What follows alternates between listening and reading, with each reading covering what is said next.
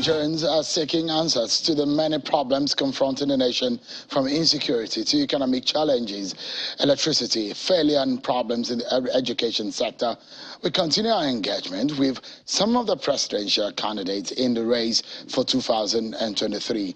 One of them tonight is the retired Major Hamza Almustapha, a former Chief Security Officer, CSO, to lead head of state and military dictator General Sani Abatcha. Major Almustapha clinched the Action Alliance AA presidential ticket for the 2023 general elections. Almustapha scored 506 votes to beat his only opponent, Chief Samson Odupiton, who polled 216 votes at the party's primaries in Abuja. 4 aspirants began the contest, but 2 of them, Mr. Tunde Kelani and Chief Osakwe Johnson, stepped down for Almustapha shortly before the election, which was conducted using option A for formula. Recently, Mr. Mustafa stunned Nigerians when he said if elected president, he would relocate to Sambisa Forest as part of the measure to end terrorism in the country within 6 months.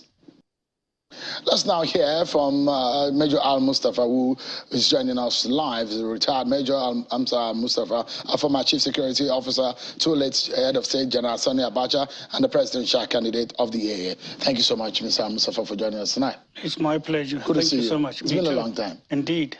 This is your second time of wanting to become president. I know that your former principal, General Abatcha, also wanted to become a civilian president, because remember the very popular advert at the time, who does a cap fit? And there are a lot of Nigerian youths there who went onto the street to say they're marching for Abatcha. But let's come to your ambition. You've been in the villa helping your former boss, but now you've been wanting to become president. This is your second attempt to be wanting to be Nigeria's president. But why? First of all, I thank you for the opportunity bringing me to the fore. Since the convention and since I became the candidate of Action Alliance, I think this is my first television outing. So I thank you for the invitation and the opportunity. And now, before I answer my own question, let me treat that of the former president. I think because the man is dead, there is no need for propaganda to continue to be upon him. This is honesty approach to that. I don't think he has ever told anybody he had any intention of running. That aside, I decided this time around to answer to the calls of many Nigerians, elders and younger ones, from north to the south, and numerous associations with whom I worked with, to accept the call and to contest. And when it came barely towards the end of the closing time.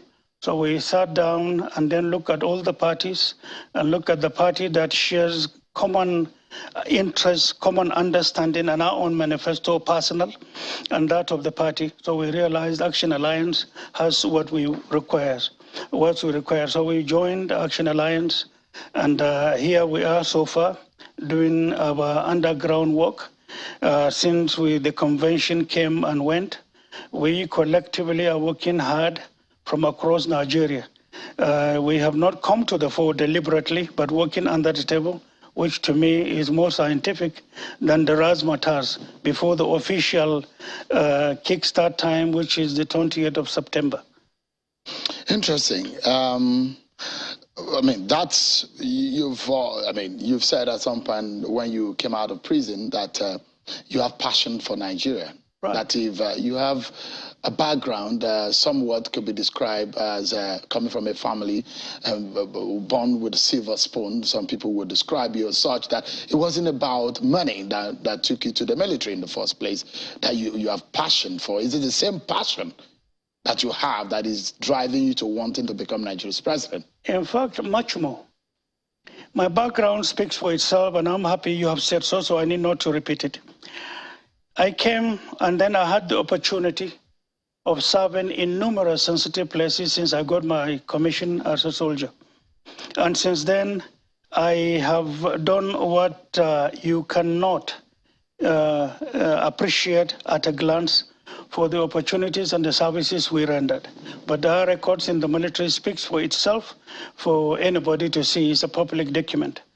Now, the fashion we have for this country is much more in the sense that the challenges we saw yesterday and the deep appreciation of where Nigeria is today, it is for those who truly care. And it is that sense of care and that commitment driven by energy of patriotism that brought us to the fore to join politics. I'm not here for money. Whosoever you think or you see directly or indirectly coming into politics at this point in time and talking about money, then definitely something is wrong with that person. Nigeria has come to a point, at least we have shown concern. For the last 7 years plus since I came out of prison, we have been undergoing researches in and outside Nigeria, and our findings are extremely disturbing. So what any committed Nigerian should do right now is to understand the enormity of the problems confronting Nigeria. The new world order is changing, and we are not changing. The tide is changing. We are not. The world is running with the moon. We are not. People are flowing with the wind. We are not. So time has changed and we remain stagnant. So if we also take Nigeria as an entity and look at the threat facing Nigeria alone, then you can understand the enormity of the problems. You know, they said ignorance is power. People who continue to smile and be knocking at the door of death. Is it ignorance or knowledge that is power? No, ignorance is also power here. What I mean by ignorance is power. Let me exemplify it by animal kingdom. A tiny little phrase. Every morning, antelope will wake up and gaze at the grass in the middle distance. But because there is the sun behind it, so the grass in the middle distance will look golden, will look dry grass. So antelope is tired of eating green grass, so it wants another variety. So in the course of galloping to meet the dry grass, it will end up in lion's den. And lion will wake up thanking God Almighty, here comes my breakfast. If the antelope had known, out of ignorance, it wouldn't have gone for that dry grass. It would have ended up thanking God with what is before it. So that's this little phrase I can give you. So sometimes ignorance is power in the negative side of it. You are a man some people would describe as one with 9 lives. You're one with a lot of controversies. And we cannot have a conversation tonight without talking about those controversies. You work closely with later military dictator Sani Abatcha. Right. Let me start by asking you, do you have any regret working with him, looking back? I have no regret. Once you join the military, you should be open-minded to work anywhere.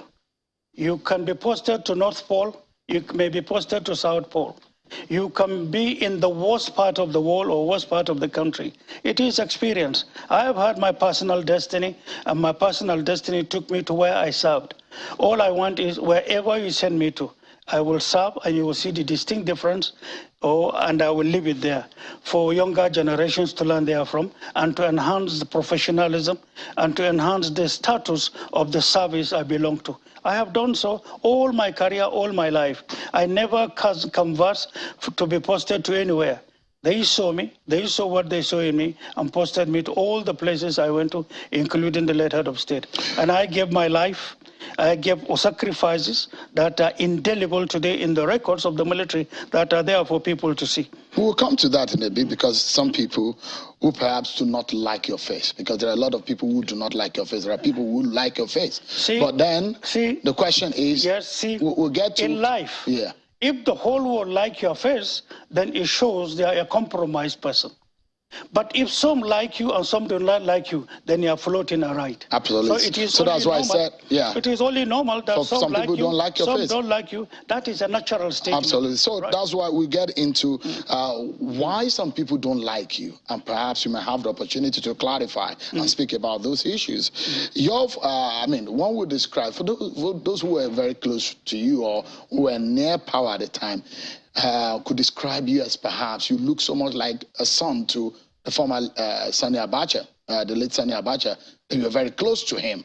That in fact, I mean, when he was chief of army staff, you were the ADC, isn't it? I wasn't his ADC. You worked with him until he became the head of state. No. I left at at a certain interval. I went for courses. Yeah. Then I went on a certain major operation that has to do with the sustenance of Nigeria, and I was opportune to have been picked to be among. We lost lives, we lost people.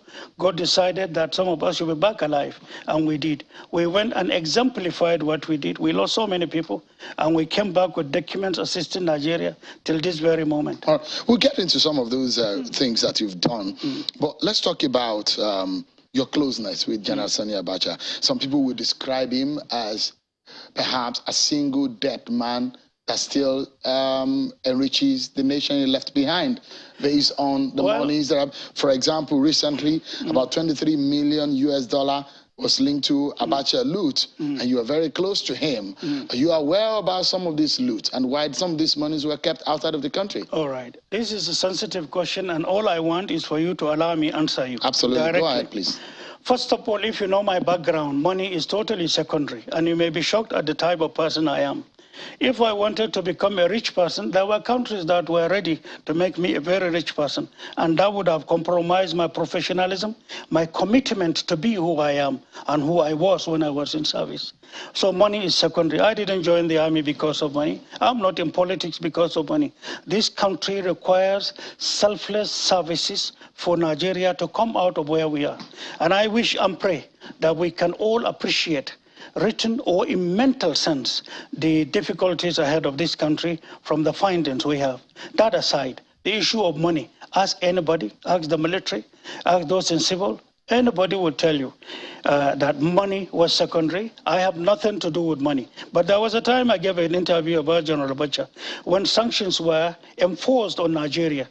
Stakeholders of this country were called, agreements were reached, money were given to their accounts.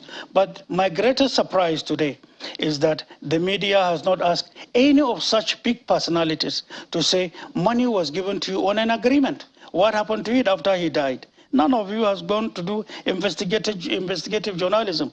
I was in prison, so many propaganda, so much messages, including those upon whom the money was given to in trust for Nigerians. But today, tinkle of it have been returned. And the question one may ask, was Abatcha ever in those countries where the money was taken to? Did Abatcha sign any of such account? Did they have his thumbprint? Is there a day that he deposited 10 naira? There are numerous questions that every simple bank, talk less of the bigger banks, should have as a data for the person that deposited the money. So my challenge is, where is one single paper to show that he has his account? I'm not sitting in for him, he's dead. But then the length of the propaganda from the policies he took, nothing more. I know he offended people by taking positive policies to sustain Nigeria. Many people are afraid to speak the truth.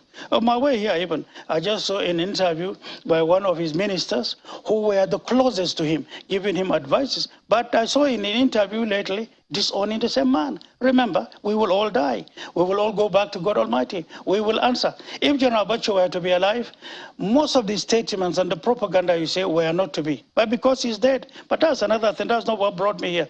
What is of concern is Nigeria's future, Nigeria's sustainability, Nigeria's progress, and then for us to invest in getting our democracy deeply entrenched for our future to be prosperous for the younger ones. That's my major concern now. So, I mean, in essence, you're saying that there are a lot of people who were involved in the transportation or the transposition of this money outside of the country, and they are still living. I'm sure as a journalist you are aware that when sanctions were enforced in Nigeria, after Commonwealth, the then foreign minister came back with a debrief to the elders of this country from north to south. And some of the decisions that were taken was the issue of carving a means of making sure that the sanctions should not have effect on Nigeria. So money was kept with them. I gave that as an interview in 2014 myself. And there are some other people who have also spoken. But you see, because General Abatcha had in the decisions he took, tough then, but it's all for the common good of Nigerians. He became an enemy to some people. Enemies at home, enemies outside. But the question I'm asking, he's dead. So I mean, this one is some of those people who initially sponsored, they did it to me for 15 years. They used it to torture me. to torture. I escaped to look like a human that you cannot understand. It's the will of God that I'm here talking to you normal, what I went through. But it's all false. And those who were used came to the court and testified. And most of these things that were testified that are today written in the documents of the court of law, the High Courts of Lagos, High Court of Lagos, Federal High Court, Court of Appeal today, they have all written these documents for everybody to see. But the propaganda then continued. You know, they use it.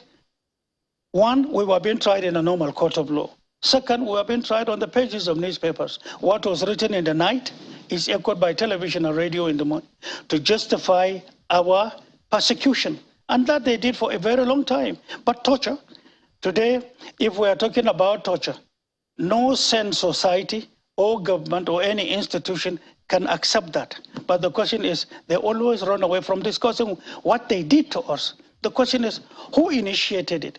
Who came up with the writing team? And the question is, what are they afraid of? Who are these people? You know them. We have no. I mean, you are here. No. If I knew them, I probably would have. You have been following. Absolutely. No, I'm coming. But the question is, who are these people? You have been following all we were doing. See, I'm not the type of person that hold malice. I forgive them when I came out of prison. Something extremely difficult to do, I did. Let me give you a tiny little example. Burning you with nylon after you are deprived of food for 2-3 days and water. Then the next thing, they will flash your bread. And before you know it, they will pieces it into gutter in front of you, and you are in chains, hands, leg, and neck. Only me was that being meted to. And at the end of the day, they will lead the nylon and be dropping the blue flame on you. Soon after that, hours later, they will hang you, your head upside down, and then they will twist you. The hanging in itself is done in such a crucial manner that even if you are told to stand up and walk 5 meters away and then earn your freedom, that will not be possible. That is how horrific it was. Besides beating, besides punishing my parents, punishing my family, punishing, there's a younger brother I had who was arrested for 9 years. All this happened in Nigeria. I remember for 15 years, I'm the first son of my parents. I was only allowed to see them 2 times. We are not at war. As at that time, I was still a serving officer. What is the name of this hate? They did it. I survived it. I was told I was going to die. I survived numerous attacks, numerous orders to waste me. All failed. It's not my strength. It's by the design of God Almighty. I survived it, and I am here.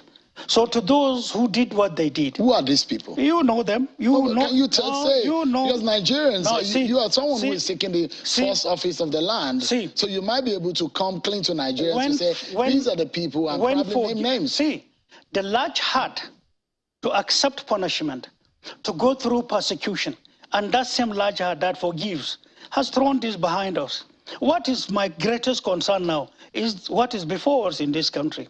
Rendering services to the country, synergizing with all forces from across Nigeria and outside Nigeria to team up to make the difference. That is the fundamental issue right now. This is a priority. I have forgiven them. Yesterday is gone.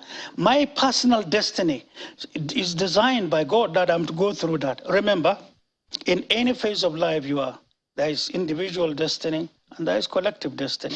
So at every point in time, you meet people, you serve.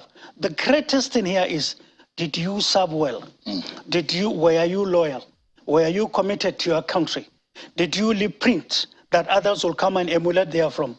Or were you posted to a place and left it the way it was? Meaning you came and wasted people's time. Go check my records and know the type of person I am. So if there are people who hated me, it's simply because some of us believe loyalty to this country, loyalty to Nigerians is an uncompromised issue. And we came to do it. I suffered what I suffered. Look at me carefully. For the sake of the life and welfare and well-being of Nigeria and Nigerians, I'm ready to die. All right, let's quickly, because you have a lot to touch, because you've not hit the nail on the head on 2 areas, but I'd like to move on. When you talked about the fact that... No, there are 2 areas that you have not touched on, and which is very important. They are very important. One is whether or not Sani Abatcha, whom you are very close with, is culpable. Hold on, it's your program. You have the initiative. When you ask your question, allow me land. I've allowed you. No. But I said I'm not satisfied with okay. 2 areas. Ask about it. Ask it. The issue, the one is, I talked about the monies that were linked to General Sani Abatcha. Hold on. And you said... Hold on. The government of Abdulsalam Abubakar was the one we handed over to.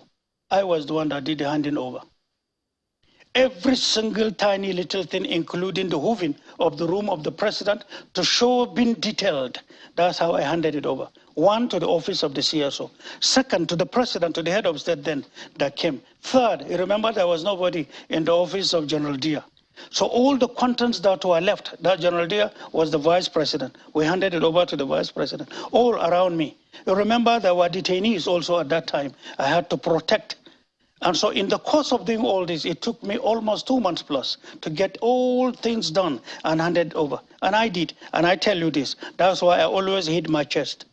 The government of Abdulsalam Abubakar, the government of President Obasanjo, did not only investigate me at home. They now consulted foreign companies. They came to meet me in prison. And some of them I know are security agents from some bigger financial crime detection teams. Took my fingerprints, my eyes, went around the whole world, including Nigeria. They found the accounts that they were paying me salary in and nothing else. I'm transparent. And I challenge the world. I challenge the governments. They establish panels, and I ask the panel, if you have ever entrusted me with an assignment that I took 1 naira, 1 kobo out of it, I'm ready to accept being guilty as having stolen the entire resources of Nigeria. Till this moment, because there is none. I'm not that type of person. Hold on. I'm not that type of person. If you're accusing General Abatcha of money, that's another thing. And I told you, I gave you an answer. It's because he's dead to answer for himself. But what I know is there was not a single naira that is government's own that I took or entrusted in my care. Have I answered you? Not quite, but we need to move. No, not quite. No, the reason is, the reason why I'm saying that your closeness, the reason why I'm asking the question is because of your closeness. And I'm saying this money linked to him, you said, is because he's dead, and some of this money, some people are involved. I served him. Hold on. I served him. Every officer, every soldier, take oath of office, oath of commission, listen carefully, oath of allegiance. I brought this issue when Oputa panel was established in the year 2000 and 2001, and I talked about loyalty according to the dictates of the book. If it is not 100%, then there is no loyalty, and we did. You know what I did? At anywhere you put me to work, whether it was General Abatcha then, whether at the time General Abdulsalam Abubakar came and you now said, this was the role you should play. If they had given it to me, the same service, the same loyalty. President Obasanjo came after him. If you had appointed me to work with General Obasanjo, the same service, the same commitment or much more. Anywhere you are taken to, the moment your loyalty becomes a bit shaky, then it's a compromised loyalty. Loyalty to the commander-in-chief is loyalty to the country. And today I can tell you that aspect of loyalty is one of the fundamental issues facing Nigeria, and extremely disturbing it is. All right. Yeah. I have a quick one because we are 1 minute or thereabouts to break. Right. You're someone who has been charged with all sorts of offenses, so from drug trafficking to plot to overthrow government to murder and all sorts of things. And you're enmeshed in all of these allegations and charges. Would you say that loyalty? Yes. Were those are the things that have made you, put you in that difficult situation? I told you of a writing team in sustaining propaganda for 15 years on me alone. And because they wanted to do away with General Abatcha. General Abatcha was not to survive 3 months, and God kept him. And we came, took oath of office, and held on to that place. So to those who wanted General Abatcha removed from within Nigeria and outside Nigeria, discovered that it was impossible. It was only possible if we are dead. And as soldiers, you behave like a soldier. And I don't hide my feelings. I don't hide my professional standing.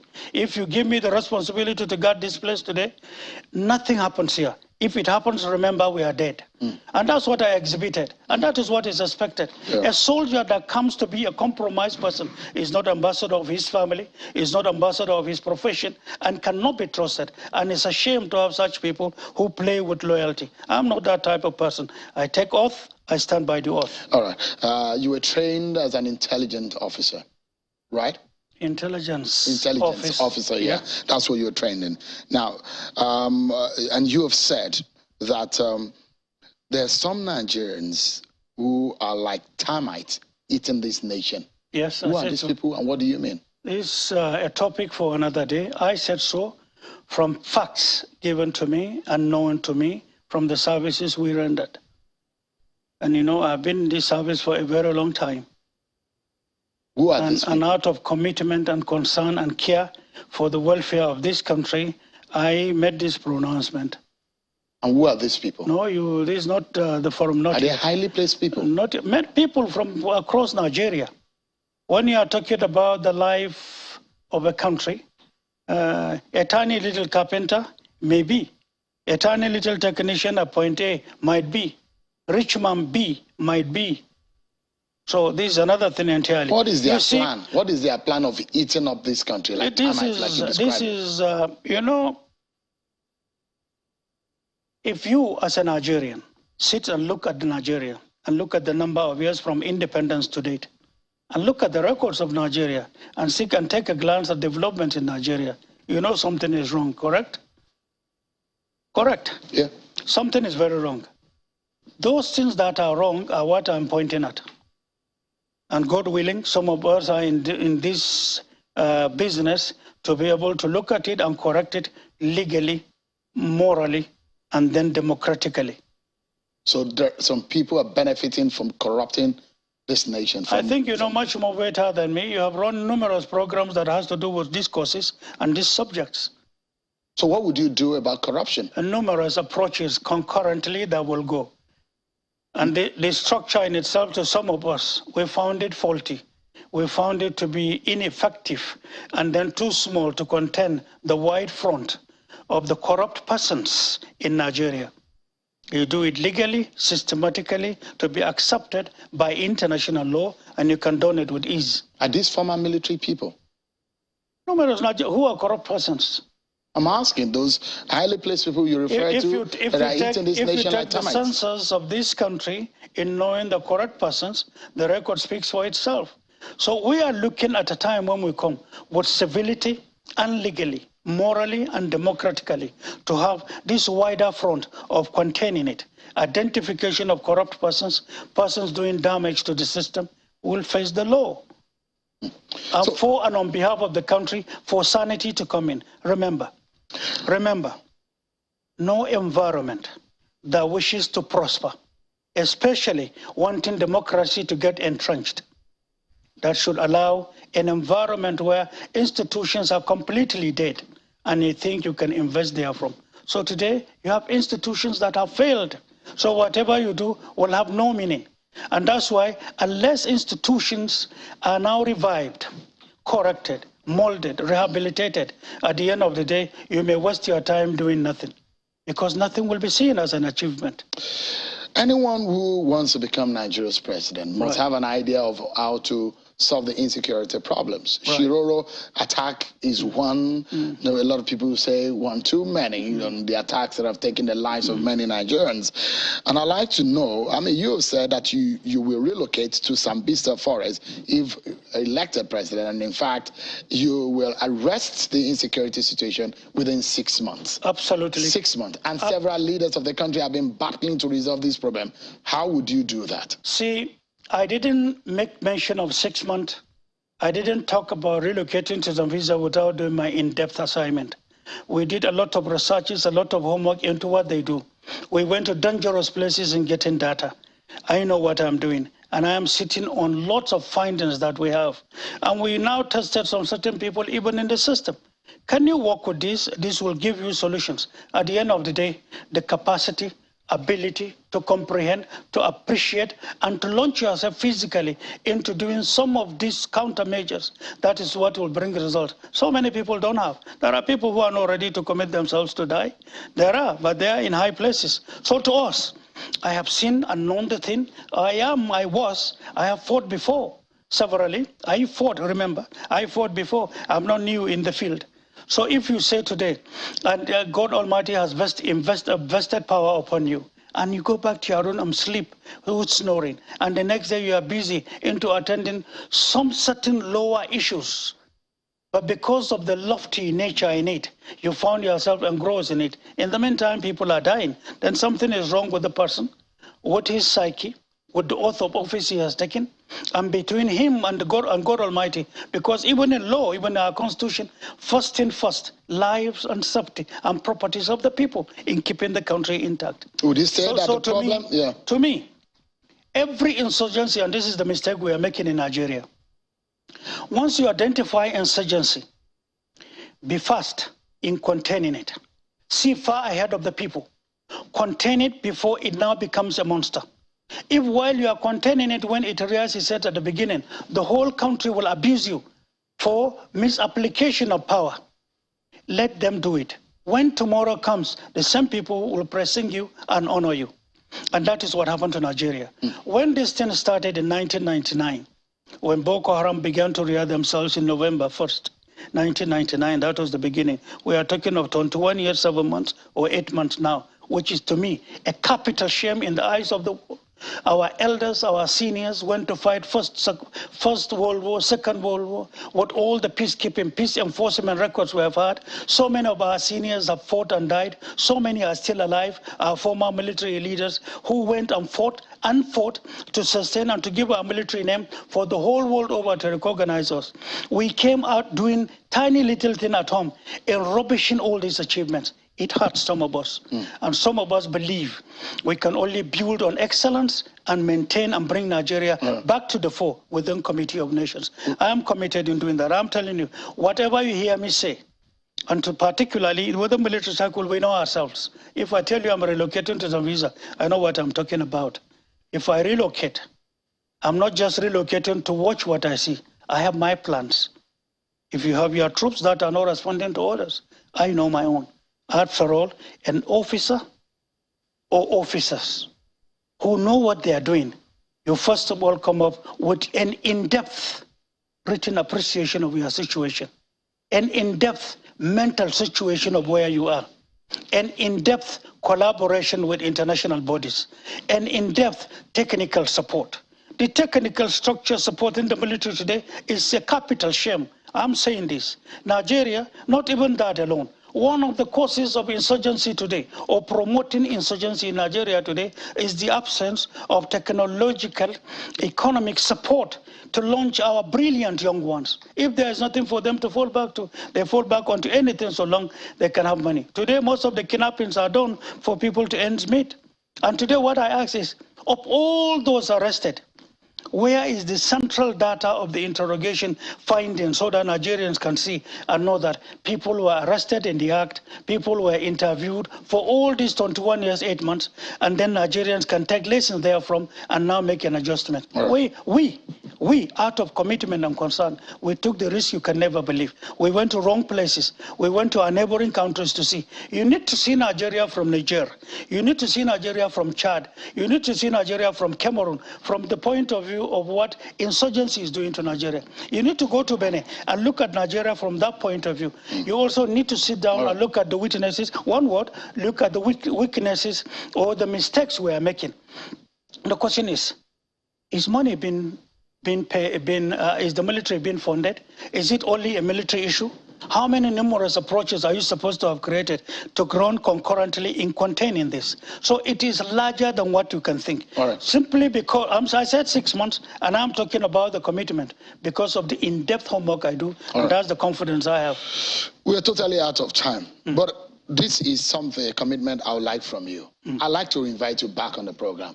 But when I do, I'll give you a lot of time for us to have conversation, but you will promise that it will be no holds barred. You will give us as much information as we need. Hear my words. What you said is accepted. I don't like even simple questions. Look for the biggest, the hardest question you can ever think of. Ask me. Whatever I know, you will know. All right. Whatever I do not know, I don't know. See, my name is Hamza Almustapha. I have nothing to hide. All right. I went through what you cannot imagine. But the fact that I went through it and the fact that propaganda was run on me by some selected people, it does not mean that has changed who I am. Right. I was who I was, I am who I am, and I will never change. All right.